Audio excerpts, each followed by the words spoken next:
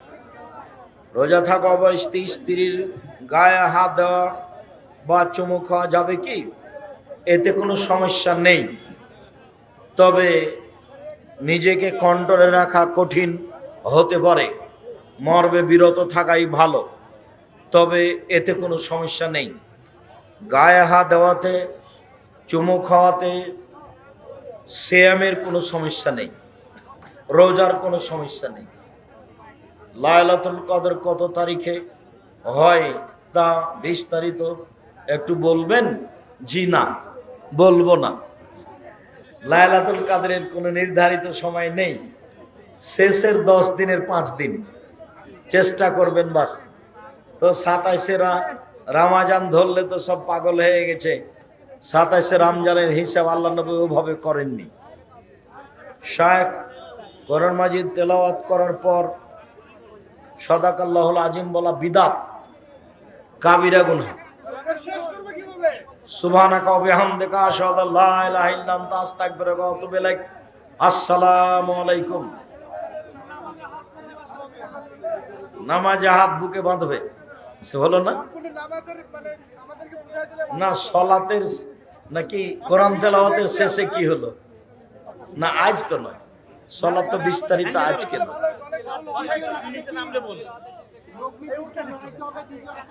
অবিরাম নড়বে সব সময়, সব সময়।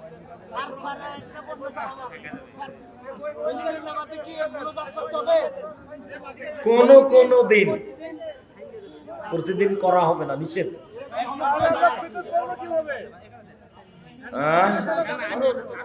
কোন পড়তে হবে কোন দিন, 15-20 দিন, 1 মাস 2 মাস পর পর। শায়েখ রমজান মাসের 27তম সিয়াম বা কদর রাতে কি বেশি বেশি ইবাদত করতে হবে? শেষ দশক প্রতিদিনই বেশি বেশি ইবাদত করতে হবে। কোন মানুষ কি পারে নিজের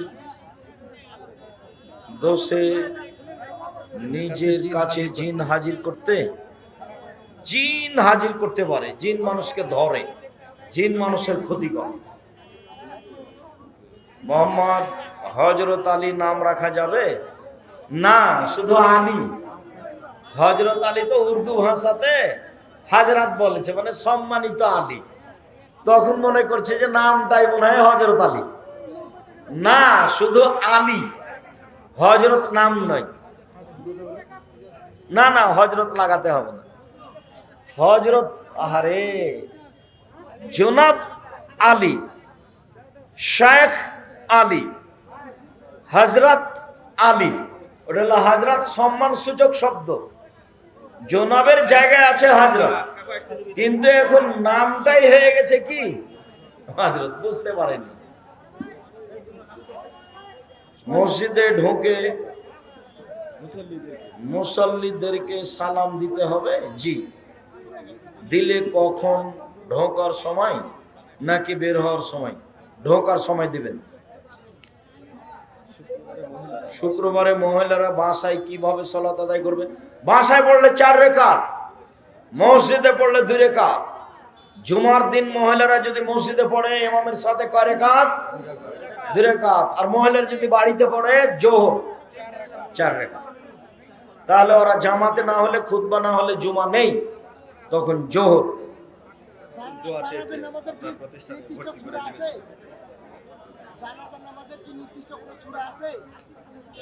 না, আর একজন যদি করে,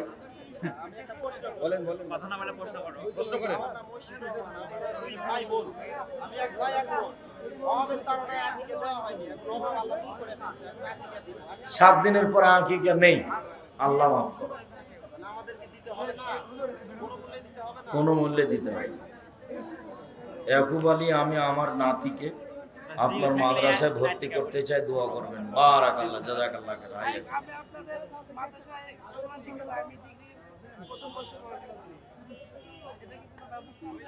আছে তো, একটা বিভাগ আছে না, মাহাত বিভাগ। শুকরিয়া।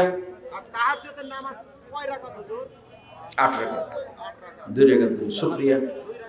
সুবহানাকাল্লাহুম্মা ওয়া বিহামদিকা আশহাদু আল্লা ইলাহা ইল্লা আনতা আস্তাগফিরুকা ওয়া আতুবু ইলাইক। আসসালামু আলাইকুম ওয়া রাহমাতুল্লাহ। আর আপনার মহিলা মাদ্রাসাটা কোন জায়গায়? ওখানে যেখানে আছে ডাঙ্গি পাড়াতে। শেষ করছি। আমার দিনী ভাই বোন এখানে সহযোগিতার দাবি জানিয়েছে, আপনারা সহযোগিতা করে যাবেন। আর ওই বই পুস্তক আছে মনে হয়, ও বিশেষ করে আল ইতেসাম পত্রিকা 30 টাকা মূল্য নিয়ে যাবেন। আর কে এজেন্ট আছে তাকে বের করবেন, এজেন্টের কাছে পত্রিকা নেবেন। আর এমনি আজকের আলোচনা সলাতের উপরে বই আছে, উপদেশের বইয়ে এগুলো আলোচনা পাবেন। আদর্শ পরিবার, আদর্শ নারীতে এসব আলোচনা পাওয়া যাবে। বিশেষভাবে দুয়ার বইটি, বিশেষভাবে সলাতের নামাজের বইটি, আমি এগুলো সংগ্রহ করার অনুরোধ জানাচ্ছি।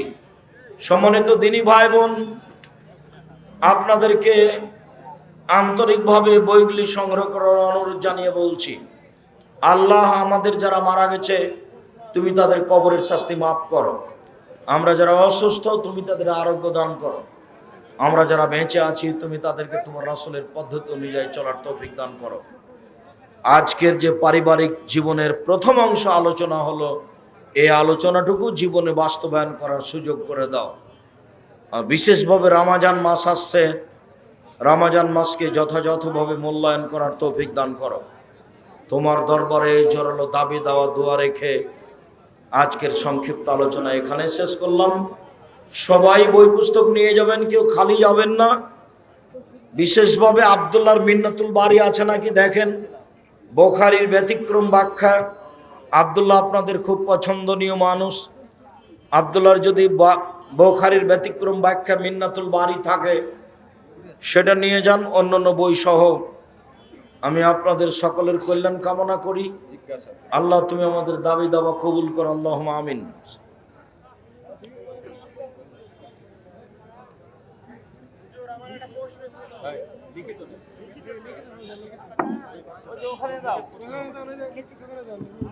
জি, কয়েকটা জিজ্ঞাসা। আপনারা আমার হাতের বাম দিকে বই পুস্তক নিতে থাকেন, আমি কয়েকটা জিজ্ঞাসার উত্তর দিই। সালাত আদায়ের সময় রুকু সিজদা কিভাবে দিব? সিজদায় মাটিতে কপাল ও নাক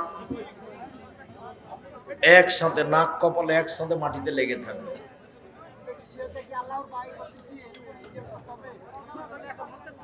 সিজদা আল্লাহর পায়ে করবো কেন? সিজদা মাটিতে করছি, মাটির উপর কারো পায়ে সিজদা করছি এ কথা করা হবে না।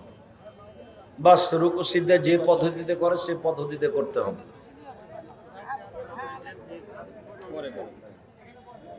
একটি জিনিসের দাম ঠিক করেছি, ওয়াদা করেছি অতিরিক্ত টাকা দান করব, সেই টাকা হতে ঋণ দেওয়া যাবে কি? ঋণ দিতে পারেন, দান করেন তবে ঋণ দিতে পারেন। আমাদের বাগমারাতে মেয়ের বাবারা সরকারি চাকরিজীবী ছাড়া বিয়ে দিতে চায় না, এই বিষয়ে আপনি দয়া করে কিছু বলেন। চাকরিজীবী তো, চাকরি তো হারাম, টাকা দিয়ে চাকরি করেছে, মেয়েটাকে ধ্বংস করলেন। মেয়েটার জীবনটা 16 আনাই মিছে, ওর স্বামী স্ত্রী পুরো জীবনটাই হারাম। ও তো ঘুষ দিয়ে চাকরি নিয়েছে। আর যদি সরকারি চাকরি হয় তাহলে কত পাপ জড়িত আছে তার কোনো হিসাব নেই। কাজেই এই চাকরি হিসাবটাই বাতিল করবেন। ব্যবসায়ী দেখে বিবাদেন, ছোট ব্যবসা বড় ব্যবসা যারা ব্যবসা করে। প্রিয় হুজুর আসসালামু আলাইকুম। নামাজের সময় বাজে চিন্তা আসে, আউযুবিল্লাহ বলার পর একটু চিন্তা দূর হয়, তারপর আবার আসে। আসুক, আপনি আউযুবিল্লাহ বলবেন, বাস নাউযুবিল্লাহ বলবেন, আসুক আপনি বলবেন। আর একটু হালকা বামে থুথু দিবেন, হালকা বামে থুথু দিবেন। আসসালামু আলাইকুম ওস্তাদজি, বিয়ে কি ভাগ্যে লেখা থাকে? হ্যাঁ, বিয়ে ভাগ্য লেখা থাকে, যেখানে ভাগ্য আছে সেখানেই তুমি যাবা। ঈদের দিনের সুন্নাত কি কি জানাবেন? ঈদের দিনের সুন্নাত ভালো পোশাক পরে ঈদের মাঠে যেতে হবে, তাকবীর পাঠ করতে করতে, আল্লাহু আকবার আল্লাহু আকবার, লা ইলাহা ইল্লাল্লাহ আল্লাহু আকবার আল্লাহু আকবার লিল্লাহিল হামদ। ঈদুল ফিতরের করণীয় কি কি? মাঠে যাওয়ার আগে ফিতরা দিতে হবে, তাকবীর পাঠ করতে হবে, খেয়ে ঈদের মাঠে যেতে হবে, কুরবানির দিনে এসে খেতে হবে, ঈদুল ফিতরে খেয়ে যেতে হবে, আগে ফিতরা দিতে হবে। আগে আগে ফিতরা দেওয়া যাবে না, ঈদের দিন সকালে ফিতরা দিতে হবে, খেয়ে ঈদের মাঠে যেতে হবে, তাকবীর পাঠ করতে হবে।